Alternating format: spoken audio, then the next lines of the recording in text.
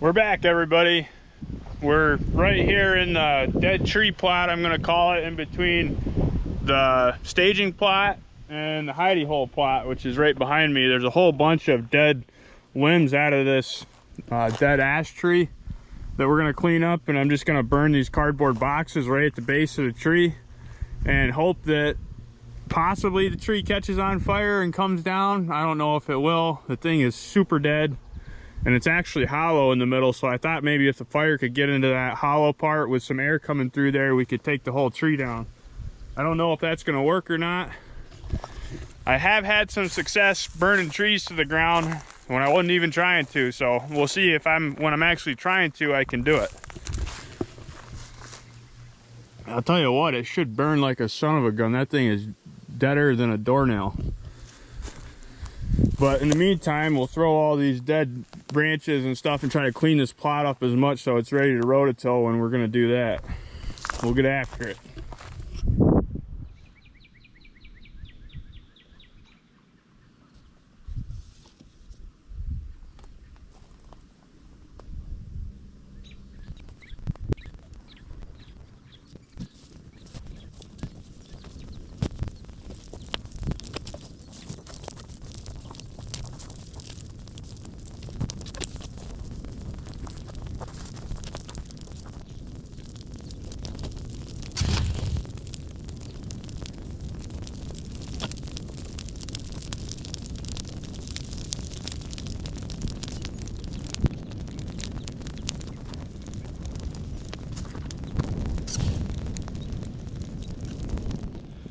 Well, I think this is the end of that ash tree for good. I got the hollow part in the middle burning now, and I knew once I got that burning, that tree is gonna burn till she comes down, and then I might have to come back a few more times this week and burn up what's left. But it's just, I mean, this whole tree is so dead and dry that it's burning so fast.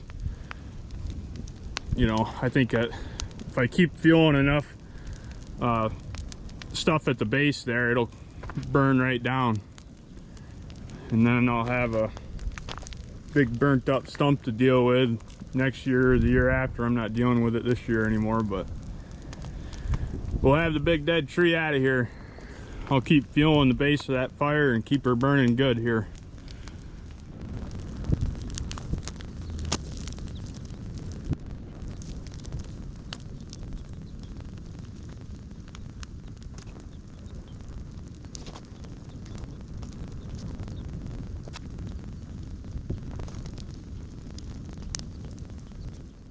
It's the next day and the ash tree is no longer.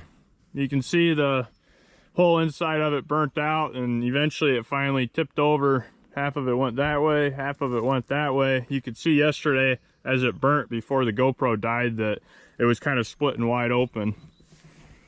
So we got a good burn on it, and now I'll have to come back with a chainsaw and I'll cut the rest of it up and probably start a fire right there at the inside of that stump and just keep burning it little by little until we got it all cleaned up. It's a little too hot out today though for playing with the chainsaw. We'll wait till it cools down a little bit. I've got a platform that I use for going through mud holes and sinkholes with a tractor that had washed down the creek, and I found it. It's right over here, so I'm gonna wait in there and go get it. Kaylee might jump in too. No, I'm just the lifeguard. If I drown? No, I won't let you drown. Okay. If you're gonna keep your Ooh, that's kind of cold. You should put your straps on so you don't lose them. Oh, four-wheel drive. Kaylee says to put my Crocs in four-wheel drive, so we'll lock her in.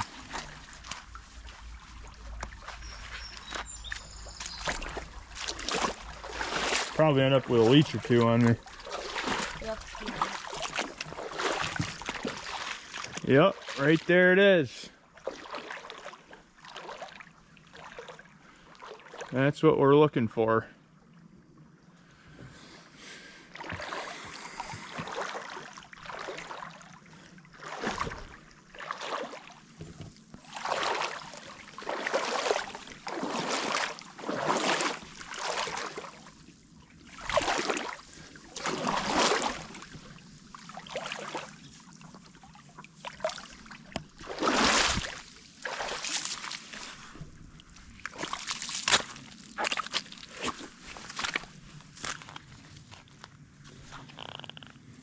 That's what we want right there.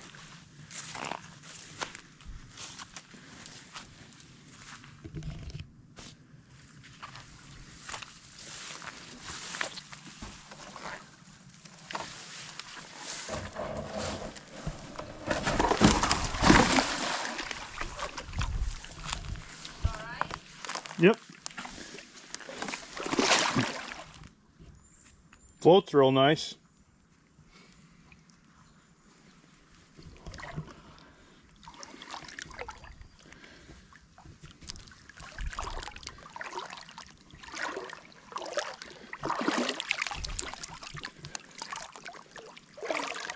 My Crocs keep getting full of crap.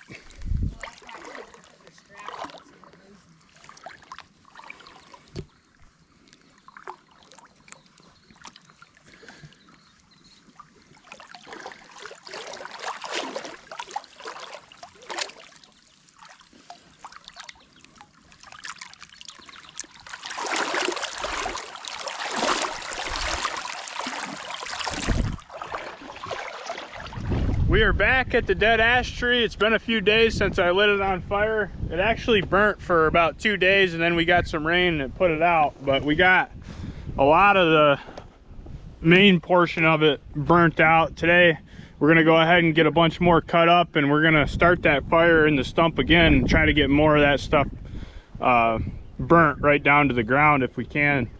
I got some cool video off my cell cam over here on the the staging plot of deer out here in the food plot while that was burning in the background. It's amazing, they really didn't seem to care about it. I mean, there's deer literally walking right by the burning tree. I just thought that was kind of bizarre. So they weren't too worried about the tree burning, but we're gonna go ahead and get after this thing and get her burning again.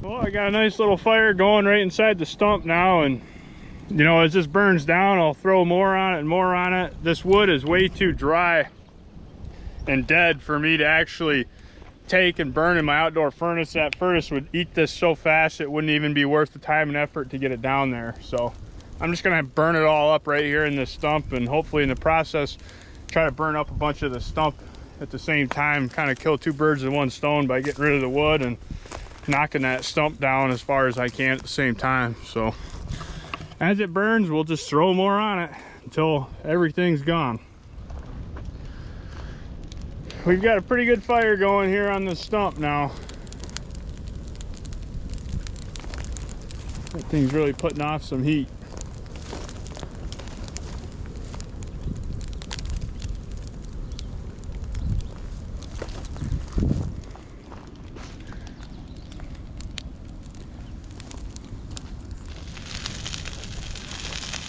That's a wrap on the tree, everybody. Got the whole thing cleaned up. Zane joined me and helped me clean up the last of it, but this entire tree is now one big ball of flames, and it'll be interesting to see in a day or two how much of that stump is left under there, because there is a stump under there somewhere. That fire is super hot though. This plot right here, we're gonna do brassicas in it. It's really good topsoil in here. We'll just bring the rototiller in and rototill the heck out of it and get it flattened up and plant it to brassica the first week of August, which is only about 3 weeks away now. Less than that, actually, I think. It is the next day after our big fire that we had here, and pretty much everything was burnt throughout the night. I just took and everything that was kind of laying around the edge, I stacked right back in the stump. Most of the stump is burned up. There's just kind of some sides there to it left, so we'll go ahead and get the rest of that burnt up, and that'll be all she wrote for this stump till I end up digging it all out at some point. Kaylee came to watch the bonfire tonight. She's got some s'mores in the back. I do not. Yes, she does. No, I do not. Those are not my s'mores. Those have been in here. They're perfect. No, they're melted. I'm not eating that. We can get a little stick together and we can make some s'mores here. We just don't have chocolate or crackers is the issue. Next step in here will be to get the rototiller in here and rototill all this up and get brassica planted that first weekend in August. So I gotta move this though so Kaylee doesn't get smoked out.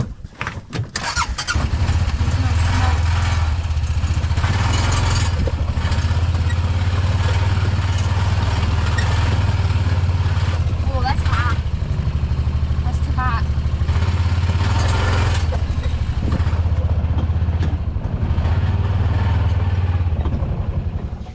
Welcome back, everybody. In this video I'm not gonna show much of the spraying part, but I'm just gonna tell you what I'm gonna do here. I'm gonna use 1 pint of Slay with a pint of Arrest Max, and then some Surefire Crop Oil Plus, and we're gonna get all of our clover plots sprayed, and this is gonna kill all the broadleafs and all the grasses that are growing within all the clover. This stuff is super expensive. This controls the broadleaf and that controls the grass, and then this helps it seep into the actual plant itself, or stick to it, I guess. 1 pint treats up to I think 4,300 square feet is just under an acre.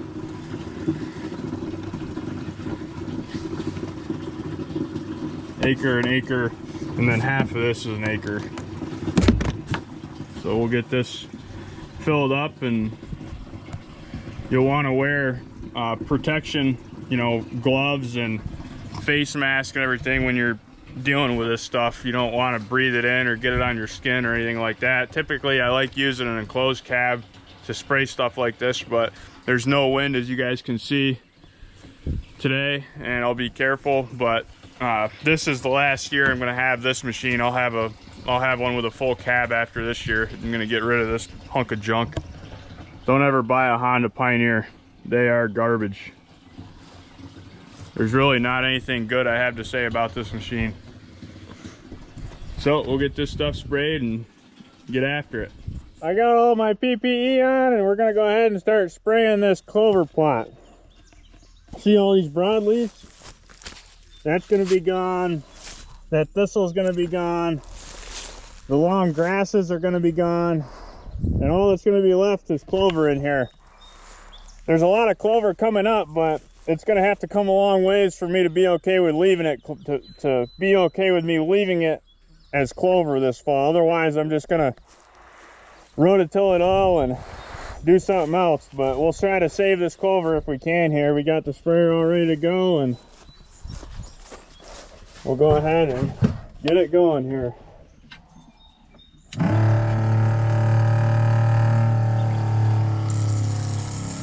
Okay, we're in business.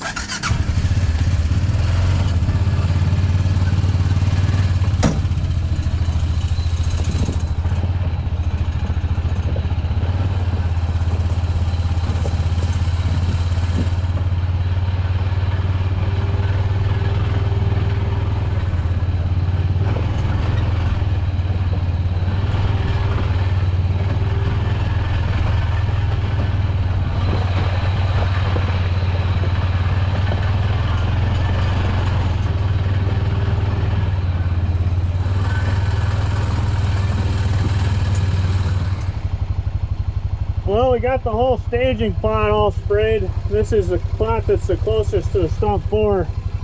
This was all planted with real world clover and chicory last fall with the backwoods blend that Real World has. We'll see how this application does in killing all the broadleafs and thistle and everything, and hopefully the clover really takes off there. We're gonna go spray the hidey hole plot next.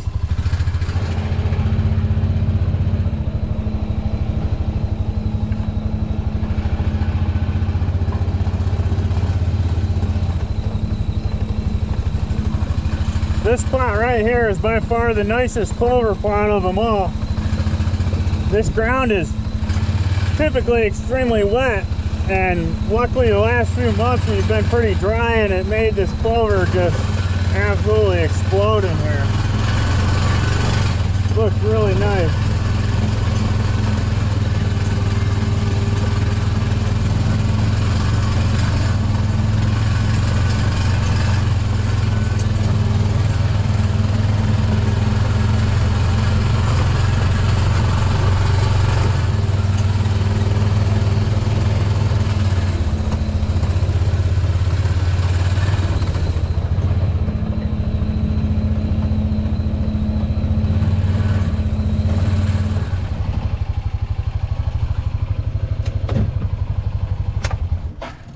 Well, we got all the clover plots sprayed. I can take that darn thing off. It's hard to breathe in that thing. And it's super hot because I got a long sleeve sweatshirt on when it's 80, but you don't want any of that on your skin or to breathe in, that's for sure. This plot looks absolutely awesome. I came in here and sprayed this, or not sprayed it, but mowed this 2 weekends ago now, about 2 weeks ago. We got all this brand new growth coming up, and now I just sprayed it with this Arrest Max, and clover is just gonna really take over in here. You won't see any of these broadleafs coming up after this stuff goes to work on it. And this is just an awesome, an awesome little staging plot before they get up into the clover and what's going to be brassica up there on the other side of the corn. So it's coming along good. I'm going to get this sweatshirt off.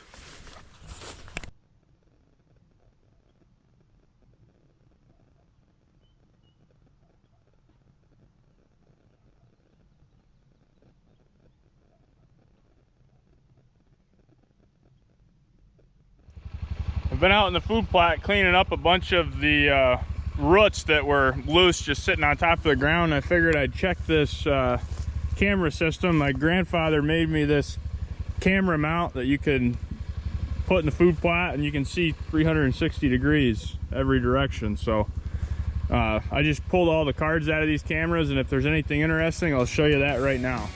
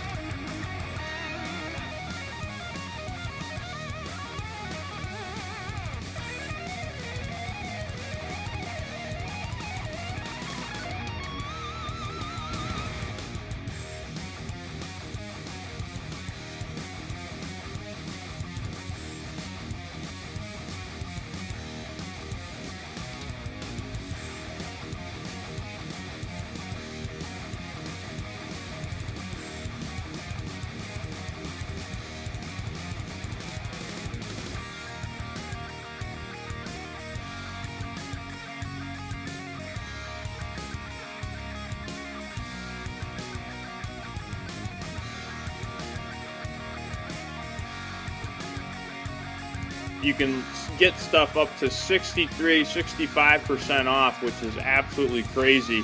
They're kind of trying to get rid of some of the inventory they have, so they've got certain stuff like marked off out of this world. And if you use my discount code KEO16 along with it, you can get things for next to nothing. I mean, if you go, let's scroll back up to the top here, you can get this blind for 65% off already, and then you can get an additional 16% off on that. So you can get a $300 blind for under $100 using my code. So take advantage of these deals on Tideweed's website, and I appreciate everybody watching. We'll have more chuck hunting videos coming soon. Take it easy, everybody.